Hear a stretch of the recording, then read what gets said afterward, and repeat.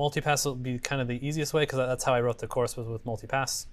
But again, WSL would work fine. VirtualBox, VMware Fusion, Parallels, any sort of virtualization software would work great. Or just installing Linux directly would work great too. I'm going to call it that we are using Ubuntu 18.04, which is Bionic, I believe. The name Bionic, I don't remember what the animal is, but anyway, it's Bionic. As of today, 20.04 is out, and I think you could use 20.04. But if you see any oddities and you're using 20.04, just maybe suspect that something changed in the Ubuntu version. So again, we're using 18 for this course. Okay. So again, this course assumes no necessarily any prior experience with using a command line. So if you have some experience using a command line, just bear with me a little bit. We'll get through it pretty quickly. But I just want to make sure that everyone starts on this kind of base level page of like, what's it like to actually interact with the command line? So Bash is actually a programming language that you run interactively. So you can actually program entire programs using just Bash or Bash script or shell scripts or whatever you want to call it. And when you're dropped into an interactive shell, that's what's called a REPL, R-E-P-L, which stands for Read, Evaluate, Print, and Loop. And it's an interactive way of programming.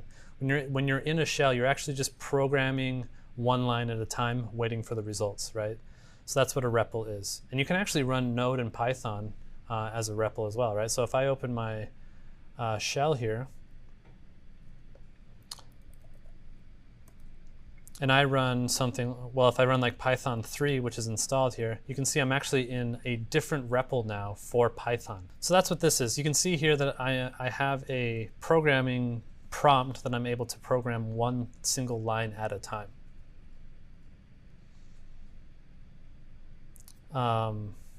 Cool. So Linux is very file system oriented, right? So that's what everything is. Basically, everything is a file in Linux. Suze Hinton asked me to say that on air, so that's why I'm saying that. So thanks, Suze. So yes, everything is a file on Linux. And so it's kind of like Finder on your Mac or Explorer on your Windows machine, where you're always somewhere in the file system at any given time. So if I write pwd, you can see right now I am in home Ubuntu. So I'm inside of the home directory, and inside of that home directory, there's another directory called Ubuntu. And you'll notice that I use the term directory and folder a lot, and I'm using them totally interchangeably. They might have different meanings, but I don't know what they are, so I use them totally interchangeably. So if I say directory, I mean folder, and if I say folder, I mean directory. Okay? So that's what this is I'm always somewhere inside of the file system at any given time. And you can always see where you are by typing pwd, which stands for present working directory, I think.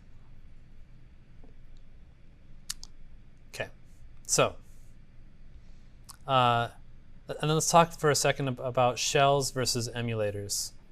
So right now I have the terminal app up, right? And the terminal app inside of Mac is called an emulator. That's actually what's running Bash inside of it. Your emulator can run any number of shells. In fact, if I just open another tab here right now, you'll see here that this actually dropped me into Mac. So this tab right now is running Bash inside of Linux, and this tab is running ZSH inside of Mac OS. So that's why an emulator is different from a shell, because the emulator contains the shells that are running. And there are multiple different sorts of emulators that you can use. I am just using the terminal one directly, the default one for Mac, because it's actually pretty good. It's pretty fast.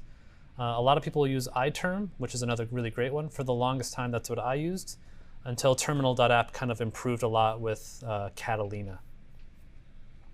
If you're on Windows, there's a bunch of different choices as well. The one that I obviously am a little biased towards is Windows Terminal. It's a new one that Microsoft is putting out, and I think it's pretty good. But there's also Hyper and a bunch of other stuff as well. So that's your emulator. And then inside of your emulator, you're going to have a shell running. So your shell is going to be Bash in this particular case, and everyone should be running Bash right now. I will say that if you're running ZSH, you're probably okay to run ZSH because they are so similar, but pretty much everything else is going to be too different for this course to work with. Okay, so your shell is bash. Bash stands for born again shell, which is meant to be a kind of a funny pun, which computer scientists love mildly funny puns. The previous shell before bash was called born shell, and so to make fun of it, they made the born again shell. And Born was the name of the last guy that invented the Born shell. And then it just stuck forever because that was the better shell. So Bash is about 30-ish years old. It's great. People still really like it. It belongs to the GNU Foundation. So it's free and open source. It will forever be free and open source.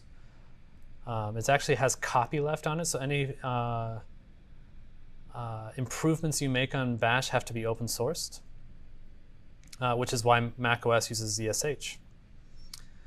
There are other shells, and again, what I'm going to teach you today mostly applies to them. So if you're talking about Ash or ZSH or cmd.exe or PowerShell, a lot of this stuff will apply to it, but they'll just be slightly different. I'll be honest with you, actually my favorite shell is Fish shell, but it's different enough that you have to do some different things. Going back to our shell, we are, you're always somewhere inside of a, when you have a session running, right? So I have one session right here that's running, and you're always somewhere. And again, you can type pwd, which is a command in Linux that will tell you where you are. So that's the first thing to know when you're running bash commands, is the first thing you put in there is going to be what command you're actually running. So we're just running pwd with like nothing else fed into it, which is going to give you where you currently are. Okay, actually let me fix my notes here.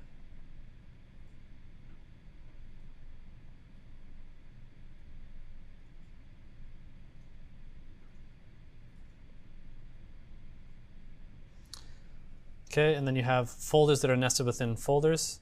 And then if I, there's actually a root directory here, which is called root, right? And that's just slash. So you would represent that as just, a slash. And by running pwd inside of your shell here, you've run your first, basically, program, right? Your first bash command there. The one thing I'm going to throw out here just really early in the course is every command within the command line works differently. It does different things. It has different options. And I can never keep them all straight because there are so many of them. So if I do -- help on the end of basically anything, it'll tell you how to use it. Now in this particular case, this might not be that useful for pwd, but I just want you to know up front, if you ever are getting confused of how something works or how you're supposed to use it, you can always just tack on a -- help, and it'll tell you, here's how you use this particular command. Cool. And then just know that every time that I type clear, all I'm doing is just clearing all the stuff off the screen so I can keep writing. But if you scroll up here, you can see that it still retains all of it. Okay. So now I'm inside of home Ubuntu, which is the home directory of the Ubuntu user, right? And you can see right now I'm logged in as Ubuntu. If I want to go to the home directory, I'm going to select cd/home,